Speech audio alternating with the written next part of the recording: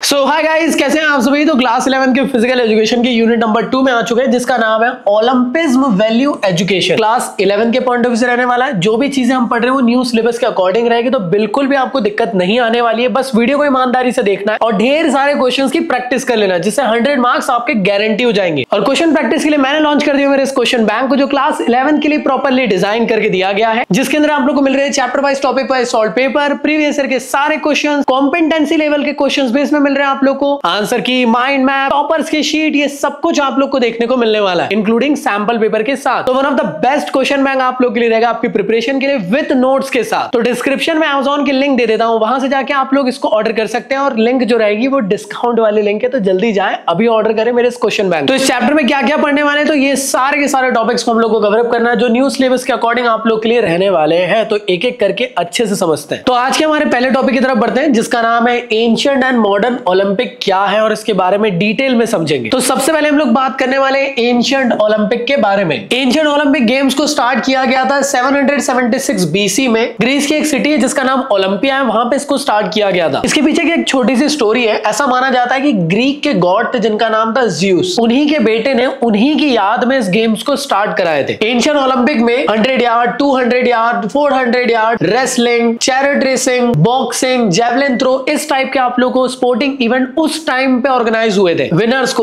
उस टाइम पे ऑलिव का क्राउन से सम्मानित किया जाता था। ये गेम्स हर 4 साल में ओलंपिया में ऑर्गेनाइज हुआ करते थे। बट 394 एडी में ओलंपिक गेम्स को रोमन्स ने बैन कर दिए। तो कुछ इस तरीके से उस टाइम पे यार स्पोर्टिंग इवेंट हुआ करते थे। अगर रूल्स की बात करूं एंशिएंट ओलंपिक की, तो याद रखिएगा हर एक कॉम्पिटिटर को सबसे पहले तो ग्रीक का ही होना चाहिए, दूसरी चीज फिजिकली फिट होना चाहिए। स्लेव्स या क्रिमिनल्स को यहाँ पे पार्टिसिपेशन का अलाउ नहीं था। अगर आप ओलंपिक गेम्स खेलने वाले हो तो आप लोग को ओलंपिया में मतलब स्पोर्टिंग इवेंट स्टार्ट होने से 1 महीने पहले तक के आपको वहीं रहना पड़ता था। वुमेन्स को पार्टिसिपेशन इस टाइम पे अलाउ नहीं था। सिर्फ और सिर्फ एमेच्योर स्पोर्ट्स पर्सन ही खेल सकते थे। प्रोफेशनल्स को यहाँ पे अलाउ नहीं किया गया था। हर एक प्लेयर को अपने फैमिली मेंबर्स के साथ यहाँ पे आना पड़ता था, भाई हो या फिर आपके पापा हो या ट्रेनर हो, और इन सबको स्टेडियम में गैदर होना पड़ता था। फिर उसके बाद उनको ओथ दिलाई जाती थी, और जो जो पार्टिसिपेट कर रहा है एटलीस्ट उसको 10 महीने तो ट्रेनिंग करके आना जरूरी ही रहता था। ये मतलब कंपलसरी रहा करता था। ओपनिंग सेरेमनी में एक पिग को सैक्रिफाइस किया जाता था यहाँ पे गॉड ज़्यूस की याद में। अगर किसी भी स्पेक्टेटर को ऑब्जेक्शन रहता है, मान लो कि यार ये बंदा नहीं खेलना चाहिए, तो उसको सच में नहीं खिलाया जाता था। और ये ओलंपिक गेम 5 दिन के लिए ऑर्गेनाइज हुआ करते थे उस दौरान। अगर अवार्ड की बात करी जाए तो देखो यार, समझो ये गेम जो है किस्म से ऑनर के पॉइंट ऑफ व्यू से खेले जा रहे थे। यहाँ पे कोई ऐसा नहीं कि सोना चांदी हीरा जवाहरात दिए जा रहे। यहाँ पे एक ऑलिव का इस तरीके से क्राउन रहता था, वही एक बहुत बड़ी सम्मान की बात रहा करती थी। ऑलिव के इस क्राउन के साथ फूड ग्रेन और एनिमल्स वगैरह भी यहाँ पे किस्म से रिवॉर्ड की पॉइंट ऑफ व्यू से प्लेयर जो विनर्स रहते थे उनको दिए जाते थे। तो ये था आप लोग का एंशिएंट ओलंपिक के बारे में। जैसे मैंने थोड़ी देर पहले बताया आप लोग को कि इसको रोमन्स की तरफ से बैन कर दिया गया था, बट बाद में इसको बैरन डे कॉर्बिटन ने इसको वापस से स्टार्ट करे थे, वो भी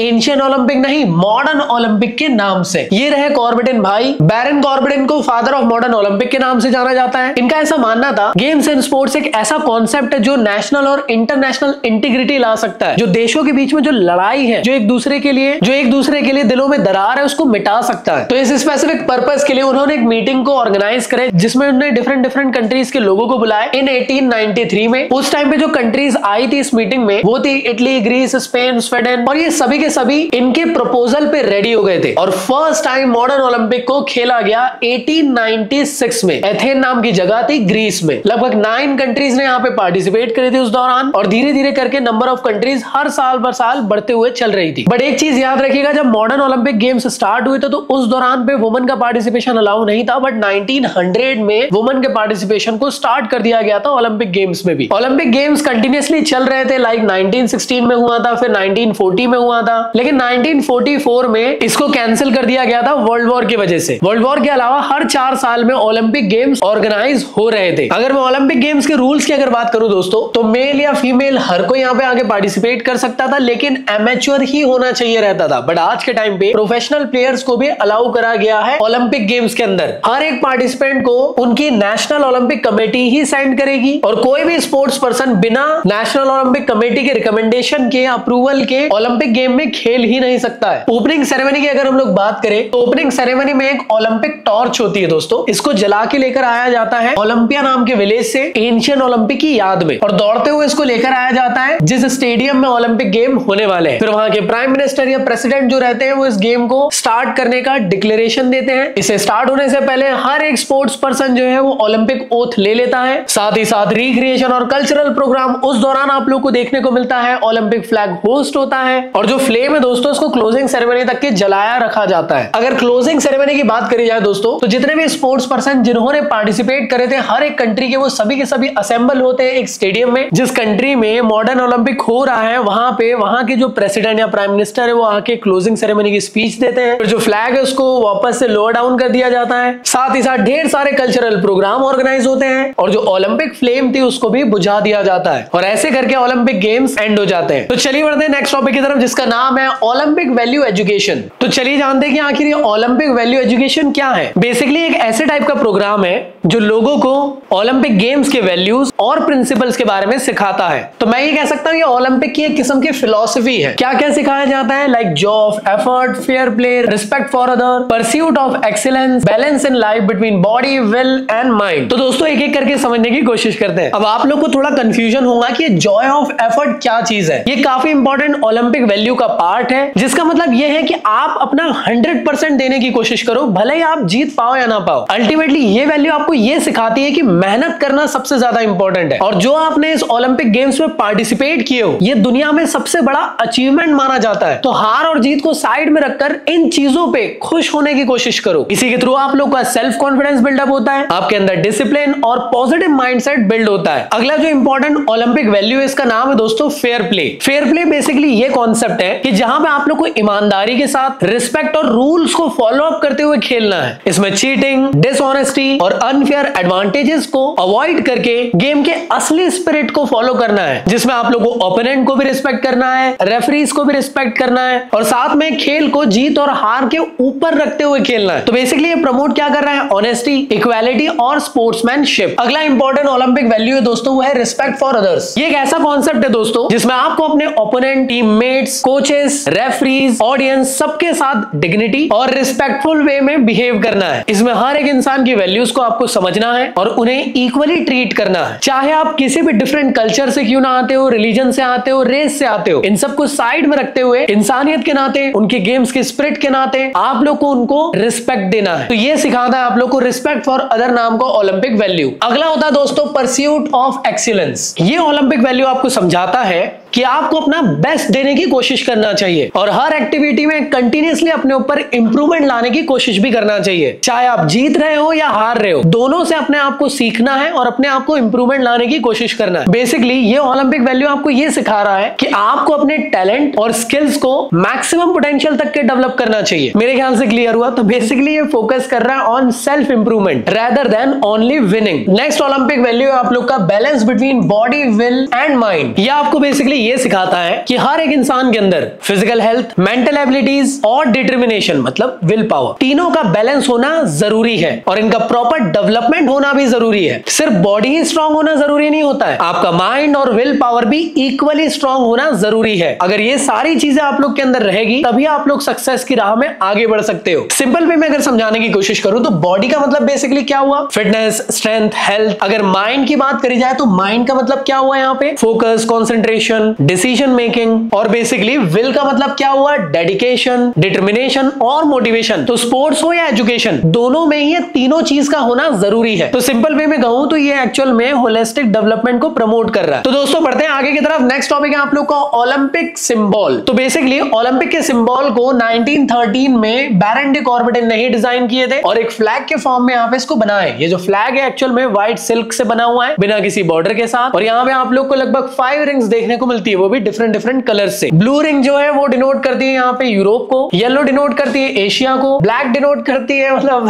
अफ्रीका को। रेसिस्ट वाला काम हो गया यार। ग्रीन डिनोट कर रहा है यहाँ पे ऑस्ट्रेलिया को और अमेरिका के लिए यहाँ पे रेड से इसको डिनोट किया गया है और ये सभी के सभी एक दूसरे से इंटरलॉक्ड है। इसका मतलब ये हुआ कि दुनिया के सारे लोग, सारे कम्युनिटी के लोग, सारे कॉन्टिनेंट के लोग एक दूसरे से साथ मिलजुल कर रहते हैं। अब मिलते जुलते हैं कि नहीं हो तो आप ही लोग बताओ। अगला टॉपिक दोस्तों ओलंपिक की फ्लेम। ओलंपिक की जो फ्लेम होती है दोस्तों ये एक्चुअल में सिंबलाइज करती है है स्प्रेड नॉलेज और लाइफ को। इसको ग्रीस नाम का विलेज है जलाकर लेकर आया जाता है उस स्टेडियम पे जहां पे ओलंपिक गेम होने वाले हैं, और ओलंपिक की जो क्लोजिंग सेरेमनी रहती है दोस्तों वहां पे इसको बुझा दिया जाता है, और ये कुछ इस तरीके से आप लोग को देखने को मिलती है। अगला है दोस्तों ओलंपिक का मैस्कॉट। बेसिकली एक किस्म का फिक्शनल कैरेक्टर होता है दोस्तों, एनिमल या ह्यूमन फॉर्म में, जो कि उस नेटिव कंट्री को रिप्रेजेंट करता है जहां पे ये ओलंपिक इवेंट होस्ट होने वाला है। तो जैसे आप देख सकते हैं रियो 2016 का इवेंट हुआ था, तो वहां पे इस तरीके का मैस्कॉट बना, और ओलंपिक्स में दिए जाते हैं इस तरीके से मेडल, गोल्ड, सिल्वर और ब्रॉन्ज में, और बाकी लोग को सर्टिफिकेट दे दिया जाता है। दोस्तों ओलंपिक गेम्स का ना एक मोटो होता है, काफी ज्यादा इंपॉर्टेंट, एग्जामिनेशन में पूछा जाता है, सिटियस एल्टियस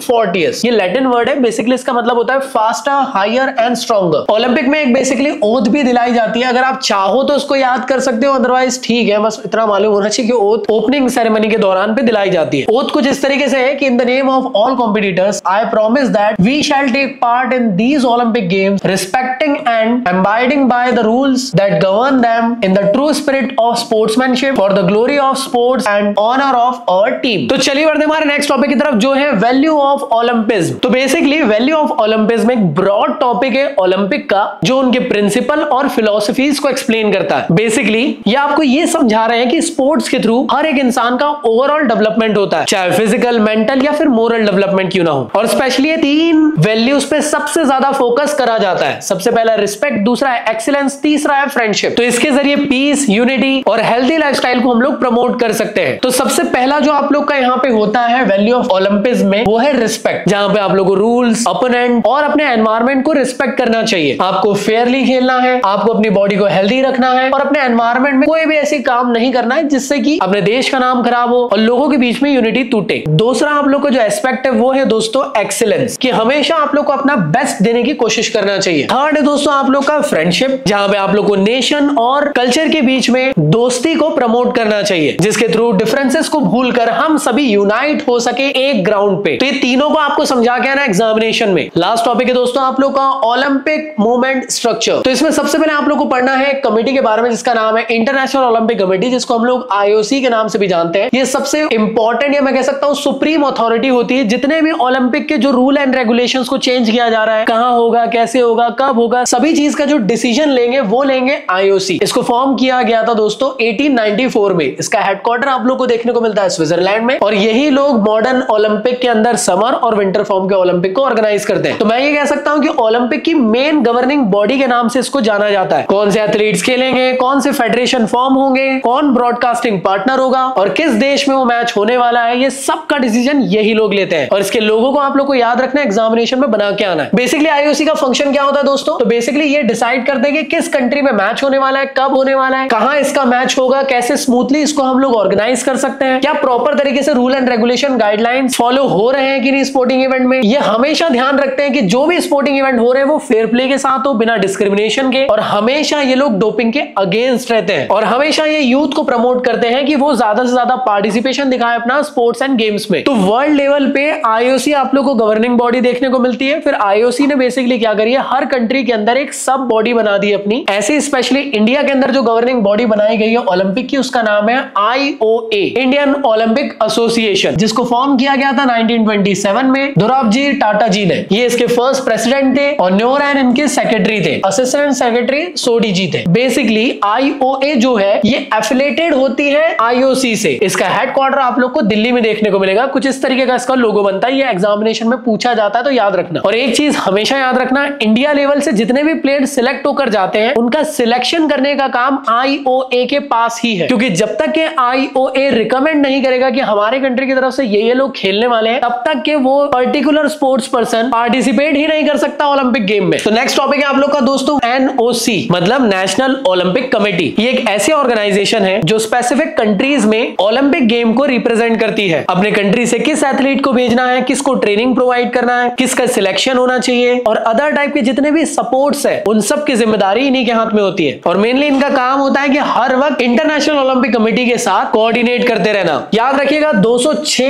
NOCs आप लोग को वर्ल्ड वाइड देखने को मिलेंगे, और ये सभी के सभी को बनाया गया है IOC के थ्रू। अगला टॉपिक है दोस्तों आप लोग का इंटरनेशनल स्पोर्ट्स फेडरेशन। तो इंटरनेशनल स्पोर्ट्स फेडरेशन ऑफ, तो बेसिकली ये फेडरेशन एक किस्म से नॉन गवर्नमेंटल ऑर्गेनाइजेशन के थ्रू इसको रिकॉग्नाइज किया गया है बाय इंटरनेशनल ओलंपिक कमेटी, और ये एडमिनिस्ट्रेट करते हैं एक या एक से ज्यादा स्पोर्ट्स वर्ल्ड वाइड लेवल पे। पे। तो सिंपल वे में समझने की कोशिश करो, ये फेडरेशन वो वर्ल्ड लेवल की गवर्निंग बॉडीज है जो अपने अपने स्पोर्ट्स के रूल्स को बनाती है और उसके वर्ल्ड लेवल पे कॉम्पिटिशंस को ऑर्गेनाइज करती है और ओलंपिक में भी उस गेम्स को कंडक्ट करती है। एग्जांपल के तौर पे फीफा भी एक किस्म से फेडरेशन है जिसका काम है फुटबॉल को ऑर्गेनाइज कराना, बीसीसीआई क्रिकेट को ऑर्गेनाइज कराती है, वर्ल्ड एथलेटिक्स नाम के जितने भी स्पोर्टिंग इवेंट है उन सबको ऑर्गेनाइज कराती है। तो आई होप मेरे ख्याल से आप लोगों को क्लियर होगा ये वाला टॉपिक। बाकी कैसा लगा ये वीडियो मुझे कमेंट बॉक्स में जरूर बताइएगा। ऐसा प्यारा कंटेंट मैं आप सभी लोगों के लिए लेकर आता रहूंगा। मिलता हूं नेक्स्ट वीडियो में, जब तक के लिए गुड बाय।